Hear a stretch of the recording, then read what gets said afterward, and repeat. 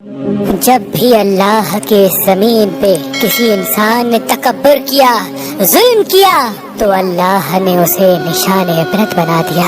تو ویسے ہی حضرت موسیٰ علیہ السلام کے زمانے میں قوم قبط و امالک سے جو مصر کا بادشاہ بنا، جس کا نام ولید بن مصعب بن ریام تھا، جس کو پوری دنیا فرعون کے نام سے یاد کرتی ہے، وہ انسانوں پہ ظلم کرتا تھا اور جو لوگ غریب تھے ان کا حق کھاتا تھا، ان سے سخت مزدوریاں اور کم اجرت دیتا تھا، اور جو انسان اس کا غلام نہیں بنتا تھا اس کو قتل کر دیتا تھا۔ تبھی اللہ نے اپنے نبی موسیٰ علیہ السلام کو حکم دیا کہ اے موسیٰ، فرعون تک میرا پیغام پہنچاؤ کہ وہ انسانوں پہ ظلم نہ کرے، ورنہ اللہ کا عذاب ان کو لے ڈوبے گا۔ جب اللہ کے نبی نے اللہ کا پیغام فرعون کو دیا تو وہ مذاق اڑانے لگا اور کہنے لگا یہاں کا خدا میں ہوں اور میں کسی کے حکم کو نہیں مانتا۔ تو بس اللہ اپنی نشانیاں حضرت موسیٰ علیہ السلام کے توسط سے دکھاتا رہا،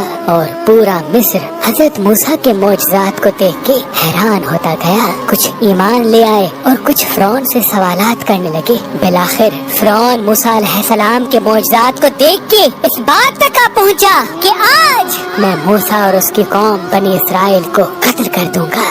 اللہ نے اپنے نبی موسیٰ علیہ السلام تک پیغام پہنچایا کہ اے موسیٰ، رات میں اپنی قوم کو لے کے اس شہر سے نکل جا۔ تو یوں حضرت موسیٰ علیہ السلام اپنی قوم بنی اسرائیل کو لے کے وہاں سے جانے لگے۔ اس بات کا علم جب فرعون کو ہوا تو وہ غضبناک ہو کے کہنے لگا کچھ بھی ہو جائے موسیٰ اور اس کے ساتھیوں کو میں قتل کر کے ہی چھوڑوں گا۔ وہ اپنے جاہو جلال کے ساتھ بنی اسرائیل کو ڈھونڈنے لگا۔ بس آگے آگے اللہ کا نبی موسیٰ اپنی قوم کے ساتھ اور پیچھے پیچھے فرعون کا لشکر ان کو مارنے کے لیے آتا رہا۔ بالآخر بنی اسرائیل دریا تک پہنچے اور فرعون کا لشکر پیچھا کرتے کرتے ان کو دیکھنے لگا۔ جب بنی اسرائیل نے فرعون کے لشکر کو دیکھا تو حضرت موسیٰ سے کہنے لگے اے موسیٰ، تو نے ہمیں کہاں پھنسا دیا؟ اب پیچھے فرعون کا لشکر ہمیں مارنا چاہتا ہے اور آگے یہ دریا ہے۔ اللہ کے نبی حضرت موسیٰ علیہ السلام فرمانے لگے اے لوگو، گھبراؤ نہیں، اللہ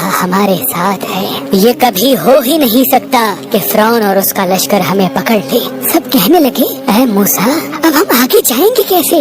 بس اتنی دیر میں آواز غیب آئی اے موسیٰ، اپنی عصا اس دریا میں دے مار۔ تو بس جیسے ہی موسیٰ علیہ السلام نے اپنی عصا دریا میں دے ماری تو آدھا پانی اس طرف آدھا پانی اس طرف، اللہ نے بیچ میں رستے کو واضح کر دیا۔ تو بنی اسرائیل کے کچھ قبائل کے لوگ کہنے لگے اے موسیٰ، ہم آپس میں بنتے نہیں، اپنے خدا کو کہہ کہ ہمارے لیے الگ الگ رستے بنائیں۔ اللہ کے نبی موسیٰ علیہ السلام نے اس دریا میں 12 جگہوں پہ عصا ماری اور 12 الگ الگ رستے بنے، اور وہ 12 قبائل الگ الگ ہو کر دریائے نیل سے جانے لگے۔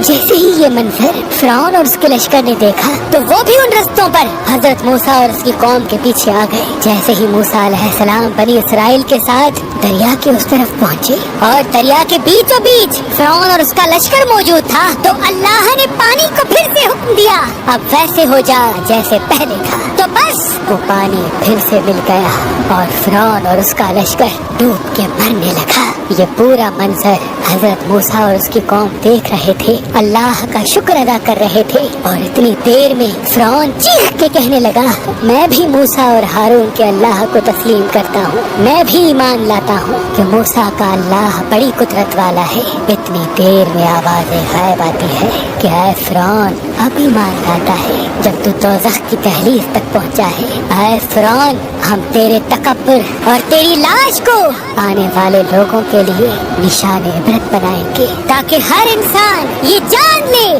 کہ زمین پہ انسان کو تکبر راس نہیں آتا۔ آج بھی اللہ نے فرعون کی لاش کو نشان عبرت بنا کے رکھا ہے۔ بے شک جس انسان نے تکبر کیا، انسانوں پہ ظلم کیا، وہ اللہ کی رحمت سے دور ہو کر دوزخ تک پہنچ جاتا ہے، دوزخ